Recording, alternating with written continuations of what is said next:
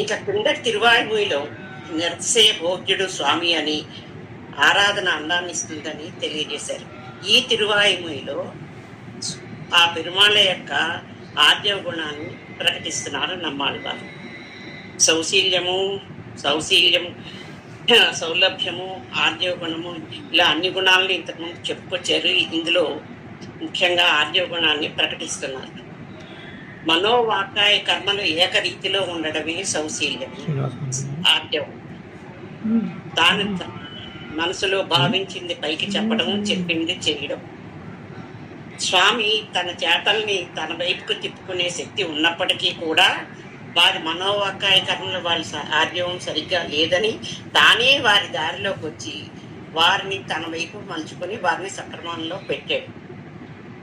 ఇందులో ప్రక్రియగా ఇప్పుడు ఈ పాసురాల అనుసంధానం ఎలా జరిగిందో మనం చూస్తాం.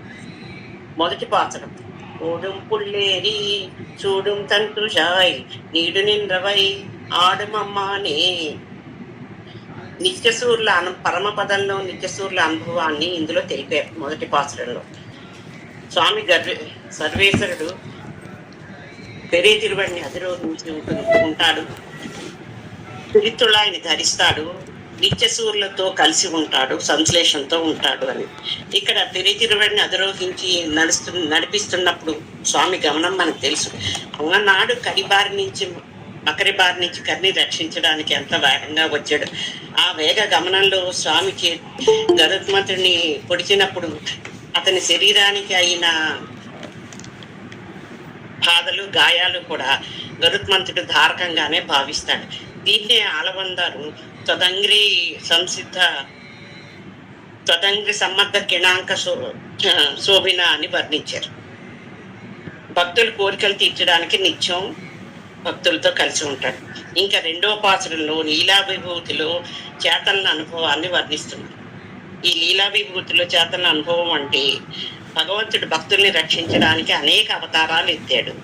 ఈ అవతారంలో కంసుడి పంపున కేసి శ్రీకృష్ణ సంహార్థమై వచ్చినప్పుడు నోరు తెరుచుకుని పరిగెత్తి వస్తున్న కేసిని చూసి నారద మహర్షి మోక్ష పొందాడు. జగదస్తమిదం జగదస్తమిదం అని భావించి. ఆనాడు నారదుడి పరిస్థితి అలాగే ఉంటే ఈనాడు అమ్మాళ్ళ వాళ్ళు అవి తలుచుకుని చాలా భయభ్రాంతులు అవుతున్నారు.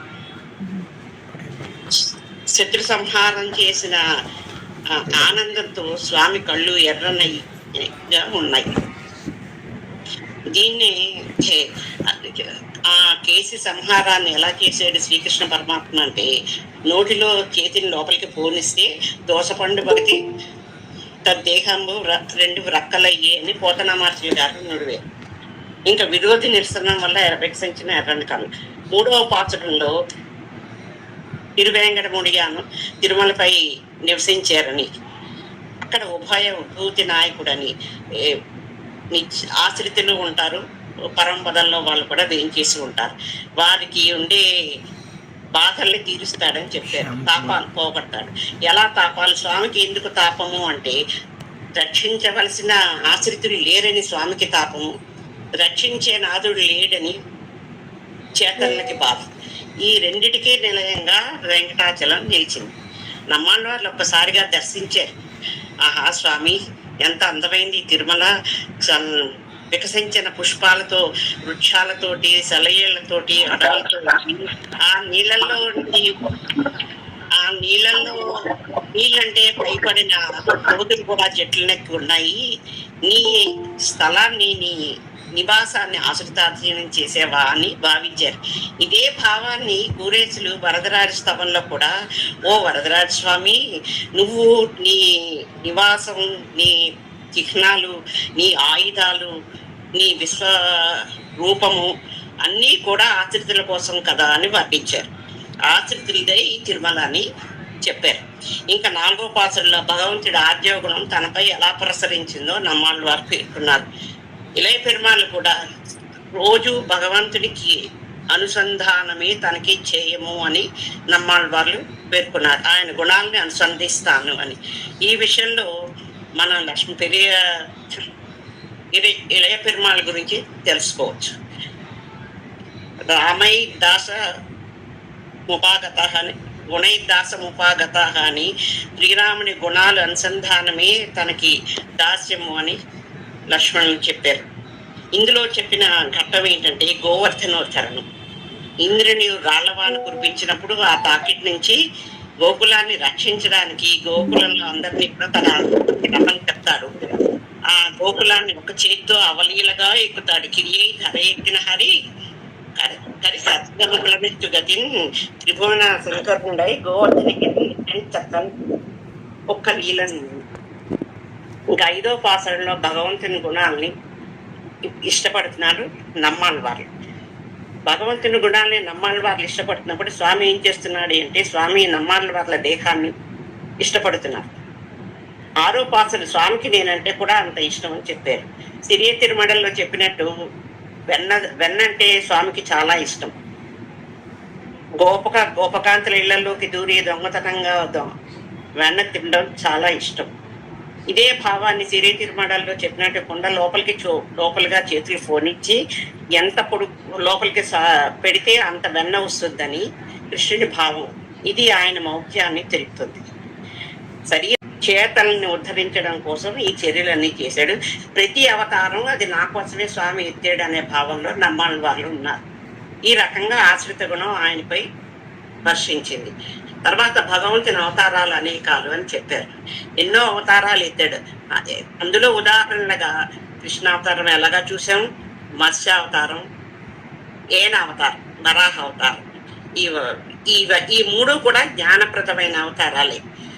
ఈ వరాహ అవతారాన్ని గురించి స్మరించినప్పుడు వరాహ చరమ శ్లోకాన్ని ఒకసారి అనుసంధానం చేసుకుంటే బాగుంటుంది. దాని భావాన్ని మనం ఆరోగ్యంగా ఉన్నప్పుడు కరణాలు అన్నీ సవ్యంగా ఉన్నప్పుడు నిరంతరం చ్యుతి లేని ఆ పరమాత్మని భావిస్తూ ఉంటే మన అంతిమ సమయంలో మనం పిలవకపోయినా తలవకపోయినా ఆ స్వామి వచ్చి మనకి మోక్షాన్ని ప్రసాదిస్తాడు అనే భావం. ఇంకా 9వ పాసురానికి వస్తే పరత్వ చిహ్నాలతో స్వామి దర్శనం ఇస్తాడు. ఈ పరత్వ చిహ్నాలు ఇప్పుడు నిన్న మొన్న కూడా మనం చదువుకుంటున్నాం. కూరారై శివన్ సెంగేంది అని చదువుకున్నాం. ఆశ్రితులకు ఆభరణాలుగా ఉంటాయి, శత్రువులకి ఆయుధాలుగా దర్శనం ఇస్తాయి. తర్వాత స్వామి ఆర్జవ గుణాన్ని 10వ పాసంలో చెప్తున్నారు. నమ్మాళ్ళ వాళ్ళకి వర్ణించే శక్తి లేదని, అది కేవలం సముద్ర ఘోషల ధ్వనించే వేదాలే చెప్పగలవు కానీ నేను చెప్పలేను అని చెప్పారు. ఇంకా దానికి ఒక ఉదాహరణ కూడా ఇచ్చారు. వామనుడు 11వ పాసంలో ఈ సంసారులందరూ తిరువాయువుని అనుసంధించాలని చెప్పారు. చివరగా ఎండమావుల వెంట పరుగెత్తిపోయి తప్పి తీరని నష్ట చేతనల చూసి హరి సరస్సును చూపిన దయాళువైన రమ్య శటకోప సూర్యే రక్ష మాకు స్వస్తి. జయ శ్రీమన్నారాయణ. ధన్యవాదాలు. చాలా చక్కగా చెప్పారు. సమయంలో కూడా చెప్పారు చక్కగాను. నరేంద్ర స్వామి గారు మీకు దాసోహాలు తల్లి.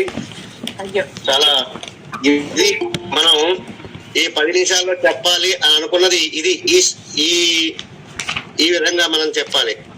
అంటే 11 పాసురాలు సారాన్ని చెప్పారు. తర్వాత వాటిల్లో ఉన్నటువంటి విశేషాలని ఇతర గ్రంథాలతో కూడా పోల్చి చెప్పారు.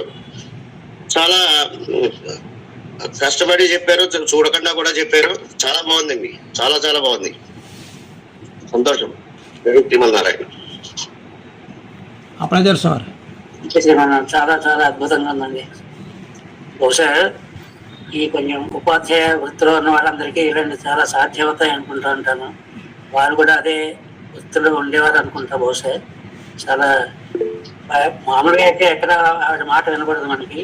ఈరోజు చక్కగా ఉపన్యాసాన్ని మనకి సారాంశాన్ని అంతని అనుకున్న టైంలో చాలా బాగా చెప్పేది. దాసం జయశ్రీమన్నారాయణ ఆచార్యులు వారు. అది గంగా ప్రవాహం ఎంత సాఫీగా వెళుతుందో, ఒక్కొక్క చోట ఒడిదొడుకులు, ప్రవాహం తీవ్రత, కానీ దాని సహజ స్వభావం అలా వెళ్ళిపోవడం. ఇవాళ మీ ఉపన్యాసం అంత స్థిమితంగా, అంత నిశ్చలంగా, అంత హృదయాకర్షకంగా, అంత చక్కగా ఉందమ్మా.